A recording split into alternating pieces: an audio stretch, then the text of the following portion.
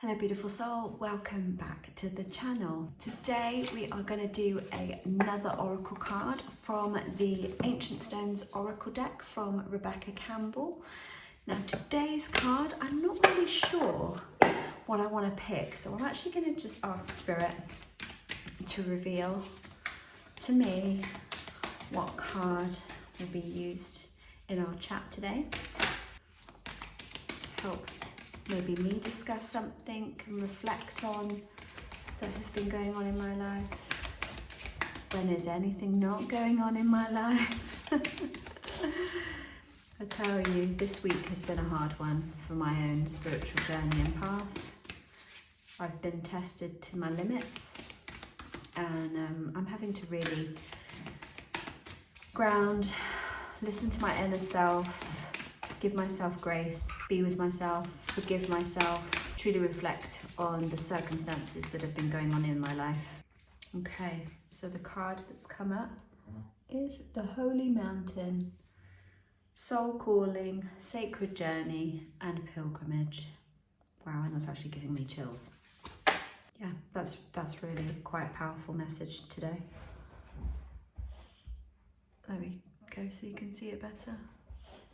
So the card here has a woman, she's got an inner light coming from her center. She's sort of opening herself up freely, willingly.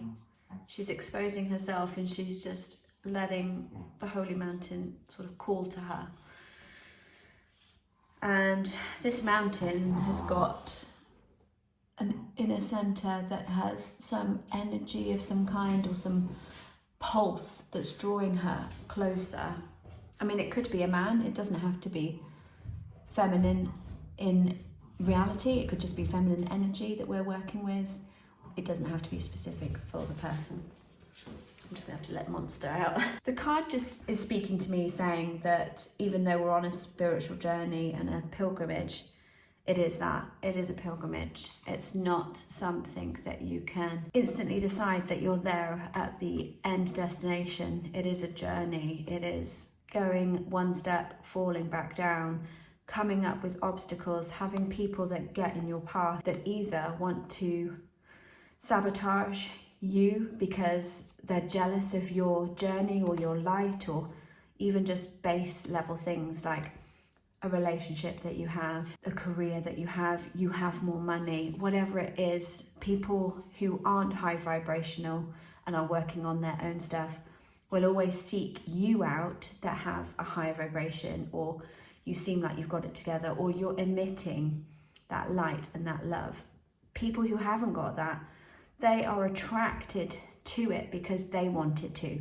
They wouldn't tell you that face to face because they probably wouldn't even understand that, but they are pulled, they are drawn to you. I have found that this has always been the case with me. I always picked up the waif and strays when I was in primary school. I had all the oddballs in my kind of friend group because I couldn't stand that they were rejected or that they didn't fit in with the cool kids. I was very transitional. I could be with the cool kids, I could be with the outcasts. I didn't have like a specific group that I associated with.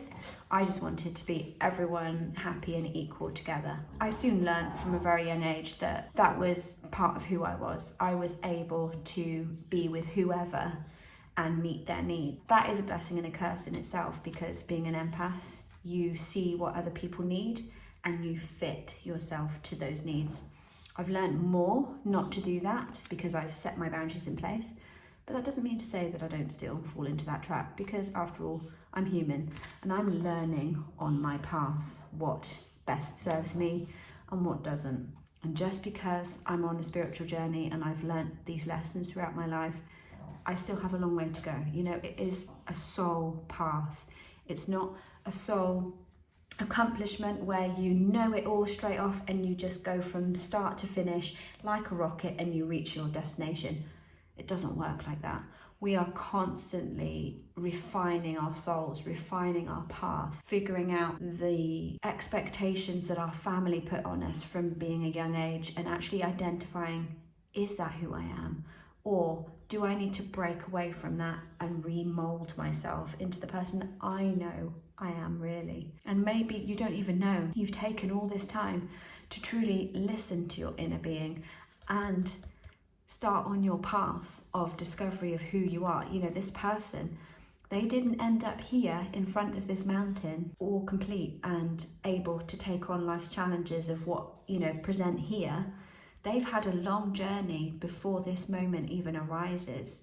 This could be lifetimes of getting to this point where you're ready to launch into the actual assignment of your life, the actual contract that your soul made when you came into existence. It's not something that you can just run off the bat with. It's something that you have to curate. You have to heal the past. You have to uncover the hidden light within you. This one, it's not a disaster. It's not a journey of perpetual danger or despair. It is a journey of ups and downs. This is that pinnacle moment where you've reached the top of the cliff or the mountain and you're ready to go down into the valley like she is here, or they, and they are in this blissful moment of having that moment of reflection, of realizing and looking back how far they've come, and knowing that although this may be a good thing that's coming ahead, or it may be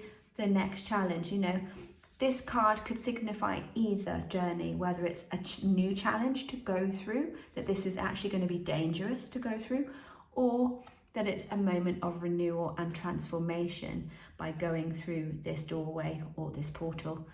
It's still a leap of faith to go through, and maybe you go into it hoping it's going to be something miraculous and renewing, but actually it turns out to be just another level of, the next part of your journey. But it's all part of it, if that makes any sense at all. This is what I'm getting from this card. It's really fresh with the energy. It's kind of emotional with all those blues and reminding me of the ocean. And then also these images kind of giving me the idea of sort of ice or crystals. So it's how to be soft when you're on this journey that is surrounded by harshness. And that's quite often what our souls are like in this world. We are trying to remain soft. We're trying to remain warm and fluid and emotional, but not get crushed and damaged and hard against the world. That's not what this is about. This is about staying on our path and staying true to ourselves and staying soft despite the hardships, despite what people think of you, despite how life gets you down and you don't feel like you can carry on. That is the moment where you most have to rely on your inner self and call out for help. Ground within, nurture yourself, ask others that are in that same spiritual field as you, that you can rely on and trust completely. Ask them to help guide you and to support you during this hardship. And if you don't have those people physically in your life, you can call upon the universal energy and your spirit guides or any guides that you have around you and just ask them to be with you. And that's really what I need to do. I need to channel into my own self. I need to be with myself, forgive myself, realize that I'm just another step in the journey and that I can still keep going. I haven't failed. I have had a little bit of a hiccup, a little bit of a backlash from other people, but I do not need to listen to the lies that they have been telling me. I do not have to take on board the energy that they have been sending my way. I do not have to accept their version of events. I know the truth. I know how I am. I know I can trust myself. And I know that this will just be something that will just be in the past. And I'm getting there. It just needs a little bit of time for me to transmute and assimilate everything that's happened and shift the shit out. So I urge you, if you feel like you're on your pilgrimage journey and you feel like you're getting to a hard point, or you feel like you've gone so much, you've done so much, but nothing's shifting or nothing's changing, just know that the universe has you. You are on the right path. Sometimes it just takes a little bit longer for us to wait. And even in that waiting space, things are still working in your favor. You know, she might be here for quite a while, just basking in that glory of rest. Even if nothing happens, she's still got that amazing beauty and light around her. She's still glowing and focusing on herself. It's kind of a cap shot in that moment in time where you have that breath, you have that ability to assess everything around you. You've come far in your journey, or the next step, whatever it is that you're in. Give yourself the credit to acknowledge how far you've come and maybe acknowledge how far you've got to go, but don't let it dissuade you. Don't let people's voices dampen your hopes and your dreams. Don't let other people's conditioning or patterns keep forcing you into that old life that you're trying to work away from. Keep listening to your own inner voice, because it will transmute you into new and exciting places, and places that you never thought you would go to, internally and externally. That's all I feel like I have to say about that card. I truly hope that this message has brought you some comfort, some insight, and that we can just share this space together. The Holy Mountain is definitely something that I need to channel right now, and I hope that you do too. Thank you so much for joining me today on this beautiful, wonderful day. I hope that this message brought you some comfort and some insight. Thank you so much for watching all the way to the end. It really does help me so much, and I'm so appreciative of it. And if you liked this video and you'd like to watch another one, I highly recommend you watch this one next. Until next time, beautiful soul, breathe in life every day. Namaste.